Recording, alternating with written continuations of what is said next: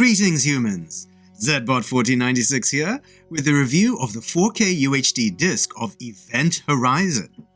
Now this disc actually came out a couple of years ago, but we weren't broadcasting from orbit yet. But it came up recently since a human viewer, Assman85, requested our scan of the title, since it's their favorite film.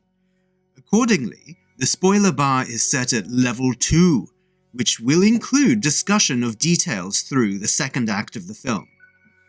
Now, we had seen this film in its theatrical run in 1997, and retrieving our logs from that period, we were planning to suggest to Assman85 that they brace themselves for what we would say about his beloved Lawrence Fishburne Sam Neill sci-fi horror film.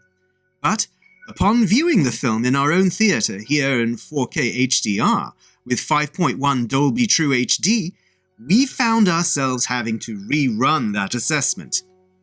Now, as the opening titles presented with a pre-Matrix techno video game score, which we don't mean as a slight, it sounds a bit like Wipeout XL, which is one of our favorite games from the period. As those titles were flashing by, the name Paul Anderson came up as the director. Now, within us, this disturbed some unfavorable associations, since this is actually the Paul W.S. Anderson who also made the movie adaptations of Mortal Kombat and Resident Evil, before video game adaptations were good, and managed to mangle the premise of Alien vs. Predator, while simultaneously managing to somehow marry Lilu Multipass herself, Mila Jovovich. We genuinely considered stopping it right there. But we did have a morbid curiosity to keep going, and by all the stars, we found ourselves on one hell of a ride. Literally. This time around, we realized that the film feels like several other films we love. First, it borrows its framework from The Black Hole, here, that unusually dark science fiction epic Disney released in 1980, with oddly kiddified bits in it, presumably because Disney couldn't help themselves. Well, imagine that without the kiddified bits. We have a small craft encountering a gigantic lost Earth ship that initially presents as a derelict, but has more lurking under the surface than appears. And while the black hole has a black hole that the plot is pushing the giant Cygnus ship to travel through, Event Horizon has a giant Event Horizon ship housing a black hole on board for it to use to travel across the galaxy. Sinister motivations emerge, action ensues, horror is confronted, and then something silly happens. And it's the same silly thing in both movies. More on that in a bit. As for the characters, instead of the black hole's professional crew of astronauts, scientists, and Ernest Borgnine, Event Horizon reaches for Ridley Scott's 1979 masterpiece Alien, with a truckers in space tone, essentially a bantery working-class crew sent by the authorities on a secret, dangerous mission with limited context metered out by the British accented science guy. Just perhaps with more of the testosterone-fueled jokiness of Private Hudson from James Cameron's 1986 masterpiece Aliens. When the Event Horizon characters finally step onto the derelict spaceship, it's not the killer robots of the black hole or the xenomorph of the Alien series that they encounter at all. Instead, the film slams the side of the Sci-Fi jukebox and the laser skips to Andrei Tarkovsky's 1972 masterpiece Solaris, and has the crew questioning their own sanity, and they are somehow presented with vivid, terrifying encounters with long-gone loved ones that manifest in the real world. But here is where the film, again, loses us. In the case of Solaris, the unseen intelligence pushes the protagonist and the audience to question reality, our memories, our relationships, to set not only our identity, but our model for our own internal reality. It's a truly extraordinary work for a human director and team to make, especially in 1972 for a science fiction film, and especially in the Soviet Union for an expressive humanist film. Unfortunately, Event Horizon takes a page from the John Grisham novel / Tom Cruise movie The Firm, which we don't have a physical copy of, and takes a cleverly set up mystery and gives it the dumbest possible explanation. We're not saying the Event Horizon is possessed by the mafia, like The Firm is. That would actually be kind of amazing. Instead, the Event Horizon is possessed by plain old vanilla hell. No more context than that, other than some flash cuts of H.R. Giger-esque biomechanical torture scenes. But hell is pretty boring. We would expect something more creative, more interesting, more alien than just the millennia-old monotheistic mythology of the Earth. Now, this is just dumb for many reasons. For one thing, and the most obvious thing, science fiction is based on science. It's a genre that enables introspection and extrospection, based on allegory and trends emerging in the real world. The audience suspends disbelief because the premise, characters, and story are believable. You can't just throw all that out and expect the audience to go along with you when you solve the mystery with mythology. For another thing, a material percentage of humans today actually believe in their monotheistic mythology as literal truth. They still believe in it. No judgment. This means that there's no context stitching the validity of the film's story to the hell presented as the antagonist entity.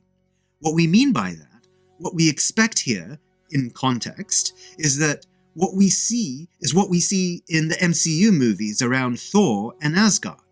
In those films, Norse mythology is presented as the echo of visits by alien beings, who superficially fit the mythology, but are also a race of long-lived but mortal beings using technology indistinguishable from magic, to borrow a phrase from the Golden Age author of 2001, Arthur C. Clarke. This allows the film to credibly bring Norse mythology into a story set on Earth in the present day, with the context to have it mesh with the premise, characters, and story leading up to their introduction and integration into the MCU arc. And probably the biggest reason this hell business is dumb is because it's lazy. It's a single word that lets you off the hook from having to create something original. And while we've been admittedly a bit dry regarding everything this film reminds us of, we will also note that each of those reminders points to some of our favorite films that humans have ever made. And yes, that includes The Black Hole, especially if you can get a hold of a fan edit that cuts out most of the kiddified stuff. Plus, we almost hate to say it, but the premise is patently wrong. You don't bring back hell if you use a black hole for transdimensional travel. The biggest issue for organic beings is actually... well, how are we going to put this delicately? The biggest issue is making sure you get your incontinence underwear on in time. Organics. Setting that visual aside a moment, it's not really fair to hold this factual error against the film. We mean humans have no idea what the consequences of interdimensional travel actually are. That's in fact the subsurface theme here, and it is a good one, that as our technology becomes more sophisticated, we need greater care to manage its consequences. We'll grudgingly give the film credit for at least that, considering how timely it is. Now, as for the disc itself, we are genuinely surprised at both the video and audio quality of the presentation. Having been released in 1997, the film, it comes at the end of the era of live filmed models in special effects. Right off the bat, we have some truly wonderful model work and camera work for the Event Horizon starship, and it's just beautiful.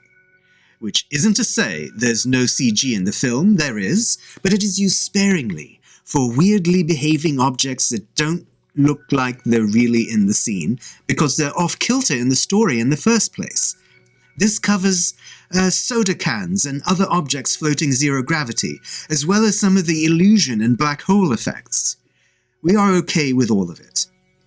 The film is generally sharp, with deep blacks, some grain as to be expected, and no overt compression artifacts. We say generally sharp because the opening credits, any shots with CG elements in them, and any shot with a lot of optically composited effects, all look a bit hazy and washed out. But the close-ups of the actors and gorgeous bronze and gunmetal detailing of the event horizon interiors, and especially that ancient Egyptian-looking gravity drive chamber, are simply amazing to see.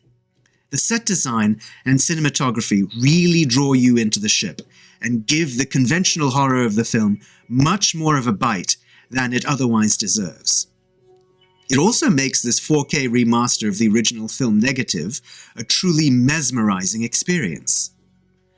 On audio, while a new Atmos track would have been perfect for the objects and characters sneaking around and above you, the true HD audio is dynamic and with solid LFE response, rumbling through the whole space station over here when that gravity drive gets going. We almost thought we were folding space ourselves, but remembered our navigators taking some personal time based on our interaction, shall we say, last week.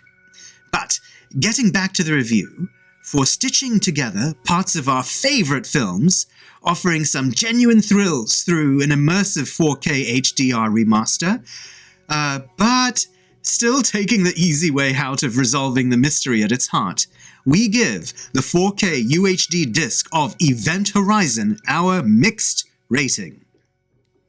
Which is an improvement from our previous rating of it, as we discovered more we enjoyed from the experience the second time. Assman85, we hope you take that into account before you unsubscribe. And so concludes this human version of our review. If you have feedback on it, please write in your own comments so that we can upload the galactic version to Zoggplex. Next week, we plan to review the new film from Snowpiercer and Parasite writer-director Bong Joon-ho, also starring Robert Pattinson, in the film Mickey 17, which is described as a science fiction film. We haven't seen the trailer or anything for it, so that's the information we have. We do have high hopes, since we've enjoyed every film Bong Joon-ho has made, and Pattinson has done a lot of good work since shimmering in Twilight, such as his reasonable Batman in Matt Reeves' film The Batman, and his exasperated lighthouse keeper in Robert Eggers' film The Lighthouse.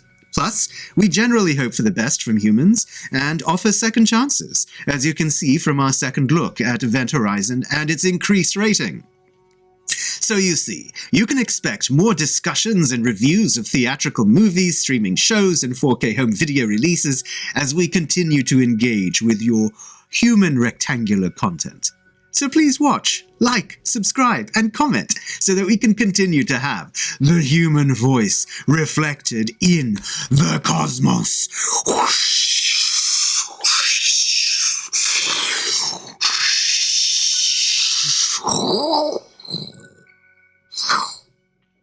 Until next time, farewell, humans.